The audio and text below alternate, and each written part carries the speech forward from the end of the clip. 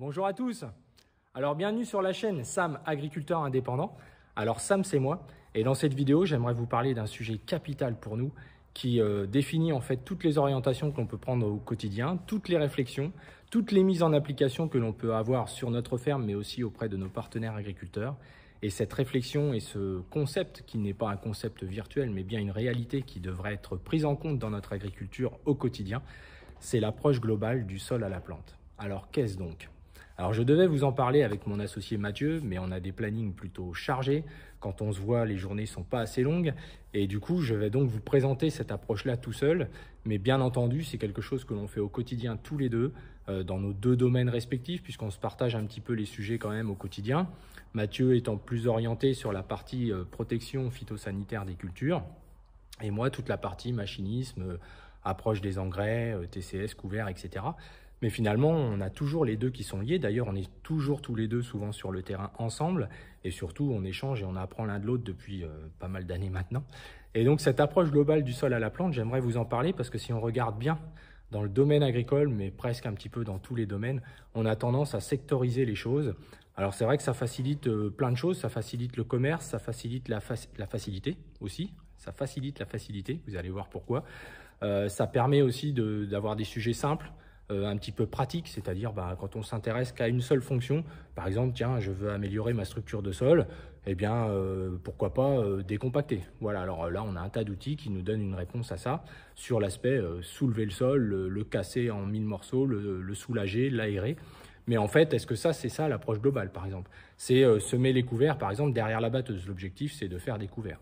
Est-ce que sur la vision plus globale, c'est-à-dire avec beaucoup plus de recul, ce sont des choses qui sont efficaces, utiles et qui apportent à l'ensemble, au sol, mais aussi aux plantes qui vont être à venir? Est-ce que, par exemple, semer en direct derrière un maïs, par exemple, est-ce que c'est quelque chose qui prend en compte l'approche globale du sol à la plante?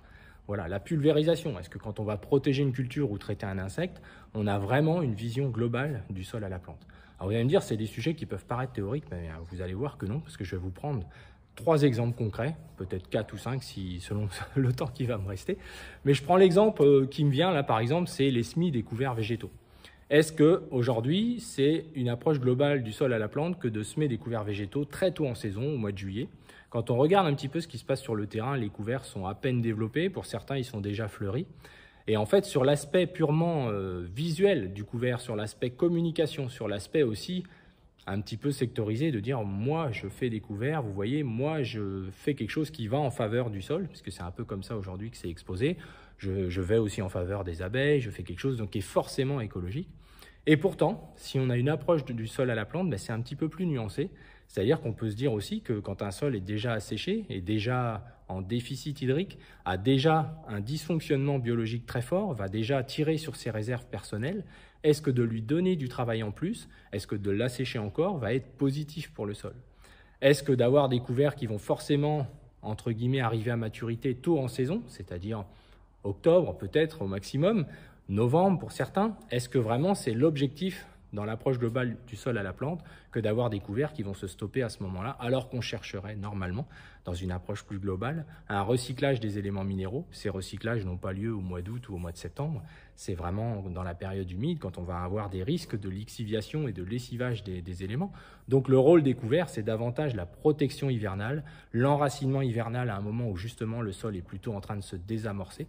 Là, on va continuer de le faire fonctionner, ce qui ne sera pas forcément le cas pour des couverts qui parfois même sont détruits, et on aura l'occasion de le voir sur le terrain, j'en suis certain, comme chaque année au mois de novembre, c'est-à-dire des couverts qui sont même depuis travaillés, broyés ou mulchés, mais souvent plus mulchés que broyés, voire labourés dans beaucoup de cas. Donc ça, c'est voilà, l'approche globale du sol à la plante mettrait un bémol là-dessus. Et c'est-à-dire, c'est un peu ce qui se passe avec nos partenaires, c'est qu'on va plutôt semer les couverts à un moment où l'automne se fait pressentir, les nuits sont plus fraîches, l'humidité reste plus longtemps, on a des plantes qui vont profiter de la minéralisation, on a des systèmes qui vont correspondre à l'activité biologique des sols qui est davantage dans cette période automnale et laisser le sol sous protection. Et ça, on en a déjà parlé dans des vidéos. Le deuxième exemple, c'est par exemple de vouloir semer des maïs, pas des maïs, pardon, du blé derrière du maïs, en se disant, voilà, je vais les semer en direct. Oui, c'est vrai que ça va plutôt bien, hein, ça c'est à la portée de tout le monde. Mais est-ce qu'on est vraiment dans l'approche globale du sol à la plante? Eh bien déjà, on peut tout de suite dire que non, pour plusieurs raisons. La première raison, c'est l'évolution même des résidus de maïs. Les résidus de maïs contiennent naturellement beaucoup de carbone et de cellulose et ont du mal à se décomposer sans être au contact avec le sol. Donc en réalité, si on fait ça, on fait une sorte de placement sans garantie de retour d'ailleurs, et les résidus en effet vont rester en surface ou pourquoi pas debout, puisque nous on a fait ça par le passé, on ne broyait pas les maïs avec le cueilleur, on semait directement et on rebroyait après avoir semé, pour éviter les problématiques justement de semis dans des résidus importants en surface, dans un mulch important. Mais on oublie de dire qu'il y a des ravageurs dans les maïs qui sont parfois restés dans les tiges. On a aussi les fusariums, qui sont donc des familles de champignons qui vont souvent rester dans les nœuds au bas de la tige. Donc le broyage, par exemple, et du cueilleur, mais aussi le rebroyage qu'on va nous conseiller sur le terrain, il a ce rôle-là de favoriser l'évolution des résidus, comme j'en ai déjà parlé, faire un petit peu comme la bouillie pour le petit bébé, faciliter la digestion par le sol de ces résidus très riches en carbone. Et là, on fait moins un placement, on va faciliter la digestion. Et notre sol, on va donc le faire progresser beaucoup plus vite. On va atténuer les maladies puisque 99% des maladies se fixent sur les résidus que l'on laisse. Donc dire par exemple qu'en non-labour ou en agriculture de conservation, en laissant les résidus, on va pouvoir réduire les fongicides et avoir moins de maladies, les choses vont se réguler naturellement, etc. Ça, théoriquement, ça se défend tout juste déjà, mais dans la notion d'approche globale à la plante, on sait que ce n'est pas le cas. Ce qui va être le cas, par contre, c'est que grâce à l'agriculture de conservation, si elle est bien faite avec cette temporisation de certains phénomènes un peu trop extrêmes, on va favoriser la digestion, on va accélérer les décompositions, on va laisser surtout la matière organique au bon niveau, donc elle va évoluer positivement, ce qui ne sera pas le cas si on fait d'autres méthodes, peut-être d'enfouissement ou de mulchage intensif ou de structures abîmées, etc. et refermées. Donc l'approche globale, voilà, on va peut-être broyer non pas pour réussir le semis, c'est-à-dire si on focalise sol, c'est réussir le semis. Non, on va broyer pour l'aspect maladie et ravageur. Donc c'est ça l'approche globale du sol à la plante. C'est à terme avoir moins d'impact sur les maladies qui vont arriver en cycle végétatif sur le printemps et jusqu'à la moisson par exemple. Donc c'est vraiment quelque chose à prendre en compte et qui va nous faire raisonner tout le temps. Alors un troisième exemple, ça va être par exemple la localisation d'engrais. On a vu des agriculteurs là récemment qui ont beaucoup de pression du fait du prix des engrais et on leur vend des produits qui étaient il y a quelques années pas tellement considérés positivement et qui d'un seul coup deviennent miraculeusement des excellents produits, par exemple les urées. Et donc ils sont une forme d'azote, donc vous regarderez la vidéo sur les formes d'azote, mais qui a la particularité de ne pas être disponible immédiatement en tout cas, sous sa forme uréique, qui ne sera pas non plus disponible après transformation sous sa forme ammoniacale, ou très très très faiblement, et qui deviendra transformée en nitrate qu'un peu plus tard, et là, elle sera disponible. À quoi ça sert de localiser ce type de produit qui, par contre, sur le sol, et là, c'est approche globale, va avoir une incidence très forte par l'excès de basicité, donc je vous invite à regarder cette vidéo sur les formes d'azote, mais aussi sur la plantule, puisqu'on va se retrouver avec une plante qui va avoir un pH qui va évoluer très rapidement de plus de 2-3 unités en basicité, c'est-à-dire en devenant un pH élevé, avec un niveau 8, 9, 9,5 même. Ça, c'est pas bon du tout pour la plante. Et puis, je ne parle pas de l'impact sur la structure. Quatrième exemple, les engrais liquides, par exemple. On peut être en agriculture de conservation, parler toute la journée du sol vivant, etc. Et puis au final, pour des raisons purement économiques, mais la petite économie, vous savez, celle qui est facile à faire quand on est derrière le bureau, économiser 10-15 euros de l'hectare, attention, c'est une belle économie, mais qui n'est pas toujours justifiée parce que si on inclut dedans le surdosage qu'on fait souvent avec l'engrais liquide, qui je vous le rappelle est une forme d'azote moitié uréique, partie ammoniacale, et il y a une petite partie nitrique de 7,5% en gros pour de l'azote 39, la partie volatilisation, etc. est connue par les agriculteurs, certains le font sous la pluie, mais les impacts ne s'arrêtent pas à la volatilisation. Les impacts sont avant tout sur les structures. Alors si dans certains sols, ça se voit beaucoup moins, puisque naturellement, ils ont une structure un peu particulière, c'est les sols crayeux et argilo-calcaires, mais j'insisterai peut-être plus sur les sols crayeux. On sait aussi que paradoxalement, c'est dans ces sols-là qu'il y a le plus de volatilité. Donc dans l'approche globale, on se dit oui, c'est pratique sur ces sols-là parce qu'ils résistent mieux à l'acidité et tout. Mais sur l'autre côté, approche globale, ça n'est plus valable.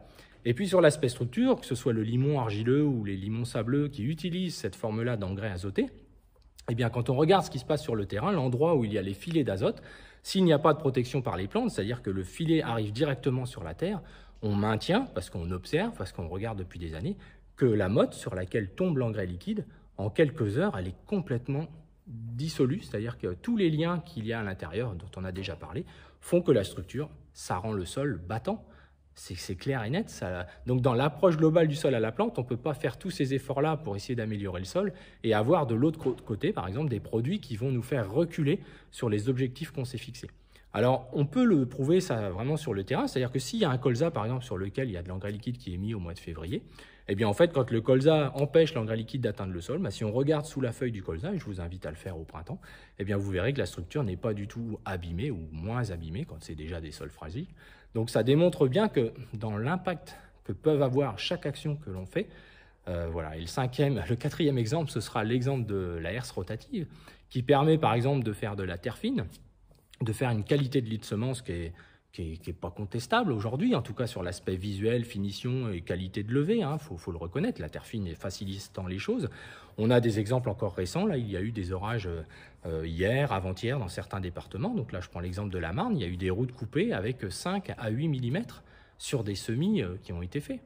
Alors si on ne se pose pas une question davantage dans l'approche globale du sol à la plante, qui est de se dire est-ce que quand je fais quelque chose, puisque pour conclure c'est ça que je voudrais vous dire, c'est que l'approche globale du sol à la plante, c'est de modérer certains conseils qui sont donnés aujourd'hui souvent très extrêmes, en enjolivant les choses, en disant aux gens moi je fais ça, j'obtiens ça, etc. Alors que nous-mêmes à notre petit niveau, on voit sur la photo qui est montrée ou sur la vidéo, on aperçoit de la mousse, on voit des résidus qui sont noirs, on voit que la culture, on ne la voit pas d'ailleurs après le semi-direct, nanana. Ce qui compte, c'est quand même le résultat final.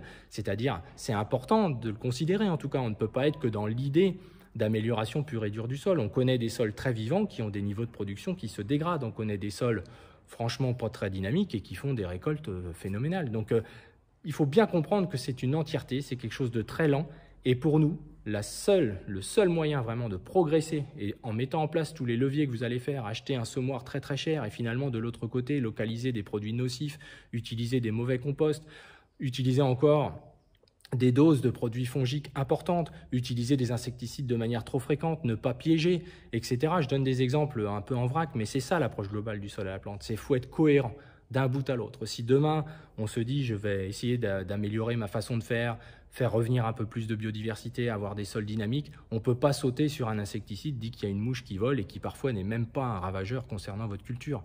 Des pièges, en ce moment, il y a des colzades semées à droite à gauche, des gamelles semi-enterrées à ras le sol qui vont permettre de capturer les altises, les grosses altises notamment, on n'en voit quasiment pas. C'est-à-dire que ce sont les flashs techniques qui vont faire réagir les gens. Alors, quand je dis technique, il n'y aura jamais un flash à ces époques-là qui va vous dire qu'il n'y a pas d'altise. J'en ai jamais vu depuis que je suis installé. Donc le seul moyen pour vous d'être cohérent d'un bout à l'autre, si vous faites partie des gens qui souhaitaient améliorer les choses sur vos fermes d'un point de vue respect de l'environnement, sol, etc., le piégeage, et on aura l'occasion d'en parler en temps voulu puisque ça va approcher dans 3-4 semaines, c'est très très important. C'est-à-dire qu'à un moment donné, tout est lié. Tout est lié. Et il ne faut pas dire qu'aujourd'hui, dans l'agriculture, on fait cette démarche-là. C'est complètement faux. Je prends un autre exemple encore, c'est le 5e ou 6e, je ne sais plus, les oligo-éléments. Vous avez des gens qui vont vous visiter aujourd'hui avec des produits foliaires pour faire ceci, pour faire cela. Mais au final, elle est où l'approche globale? On est d'un seul coup dans la nutrition, là. Les analyses de tiges, certains aujourd'hui vendent ça comme une nouveauté, etc.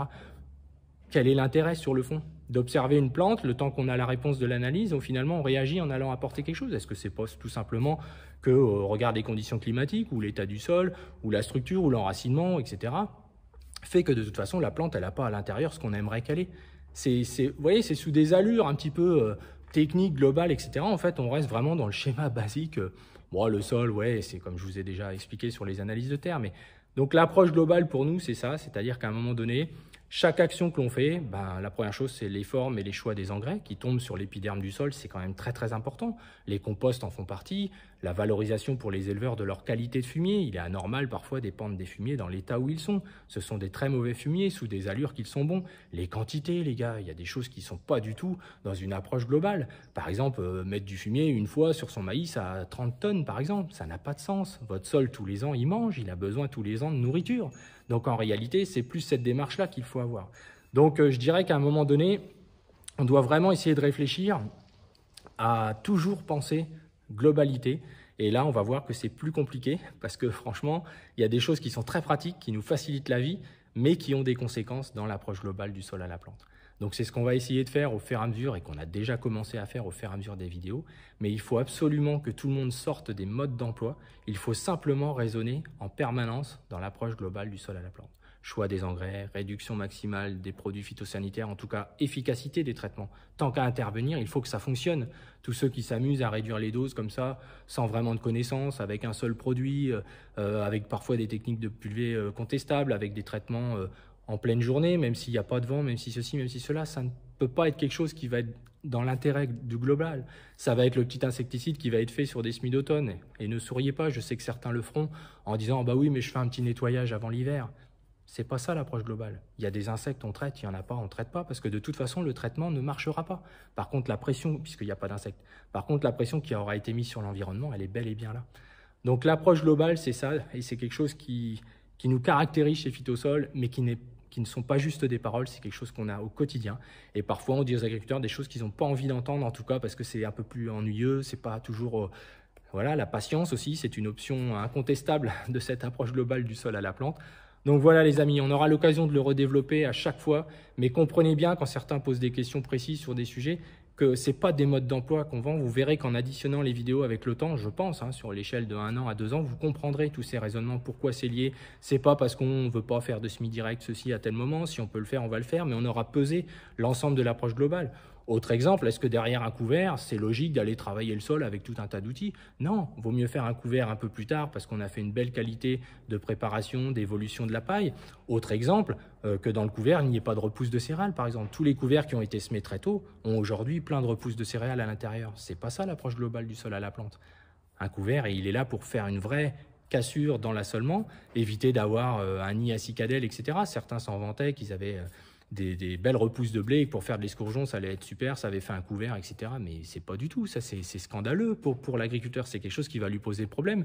Les pucerons, les cicadelles, ils attendent que ça, ils se régalent du semis d'escourgeon qui va bientôt se faire. Donc en fait, il faut vraiment sortir un peu des communications et des choses qui nous sont parfois dites, qui ne sont pas en réalité. On voit les choses par le petit bout de la lorgnette, mais pas dans l'aspect global et dans l'intérêt de l'agriculteur. Parce qu'au final, il n'y a que l'approche globale qui a un intérêt pour l'agriculteur. Tout le reste, c'est des intérêts commerciaux qui vont perturber l'agriculteur, qui vont être des modes d'emploi sur un sujet, mais il n'y a jamais quelque chose qui est parfait pour tout, jamais, jamais, jamais. Il faut toujours le modérer par quelque chose, ah oui, mais si je fais ça, alors... C'est vrai que plus on sait de choses, plus c'est compliqué, mais c'est peut-être aussi notre métier que de se poser des questions en permanence. Sinon, il faut aller faire autre chose et peut-être aller pointer à l'usine, mais c'est le milieu agricole, c'est ça, et c'est pour ça que tous les ans, refaire la même chose, c'est déjà pas de l'approche globale. Tous les ans, faire exactement la même chose, le même désherbage, la même intervention, les mêmes outils, ça a des conséquences de toute façon. Et les mêmes cultures, j'en parle même pas. Voilà, alors j'espère ne pas avoir été trop ennuyeux sur ce sujet qui est tellement vaste que je pourrais vous donner des dizaines d'exemples qui expliqueraient pourquoi on a tel et tel raisonnement, telle et telle action, tel choix d'outils. Mais vous voyez, je pense, vous commencez à percevoir que tout est lié. Donc l'approche globale du sol à la plante, c'est ce qu'on fait nous au quotidien et c'est ce qu'on défendra jusqu'au bout. Allez, à bientôt les amis, et puis merci encore pour l'évolution de la chaîne, je le redis à chaque fois. Merci pour vos commentaires, pensez au petit like, c'est toujours sympa, vous abonner, je crois qu'il y a même la cloche si jamais vous voulez savoir quand les vidéos sortent. Et puis les prochaines vidéos vont être sur la fissuration, puisque là on va pouvoir retravailler un petit peu, on a eu un tout petit peu de pluviométrie, mais là on attend des gros orages cette nuit, alors on va rester calme encore une fois, c'est difficile, cette fois à l'envers, pour faire nos semis, etc. Pas tout se faire ravager simplement par un orage violent. Voilà, ce sera toujours mieux après l'orage. Voilà, on a encore le temps, on n'est que le 6 septembre. Allez, à bientôt les amis. Bonne journée.